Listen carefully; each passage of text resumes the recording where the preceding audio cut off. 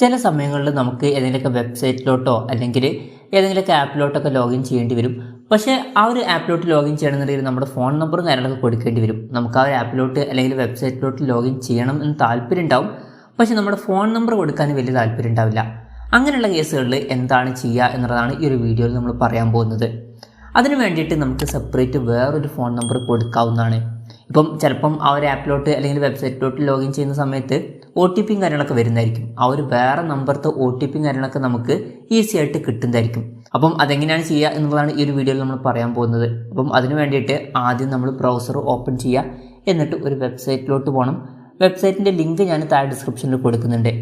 sms24.me എന്നാണ് വെബ്സൈറ്റിൻ്റെ address. ആ ഒരു വെബ്സൈറ്റിലോട്ട് പോവുക.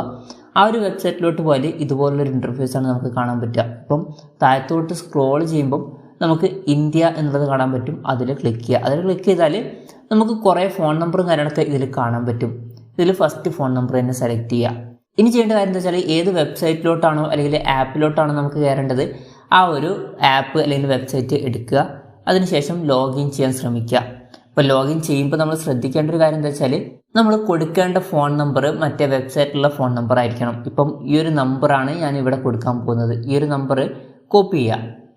ഇപ്പം ഈ ഒരു നമ്പർ കോപ്പി ചെയ്തിട്ടുണ്ട്, ഇത് ഇവിടെ പേസ്റ്റ് ചെയ്യുക. അതിനുശേഷം കണ്ടിന്യൂ കൊടുക്കുക.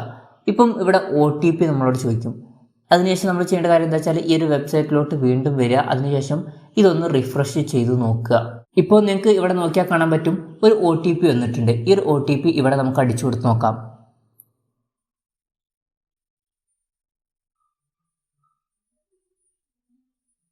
ഇപ്പം നിങ്ങൾക്ക് നോക്കിയാൽ കാണാൻ പറ്റും ഈ ഒരു നമ്പർ വെച്ചിട്ട് ഹോട്ട്സ്റ്റാർ ലോഗിൻ ആയിട്ടുണ്ട്. ഇപ്പോൾ നിങ്ങൾക്ക് നോക്കിയാൽ കാണാം ഈ ഒരു നമ്പറിലാണ് ഇപ്പം ഹോട്ട്സ്റ്റാർ ലോഗിൻ ആയിട്ട് കിടക്കുന്നത്.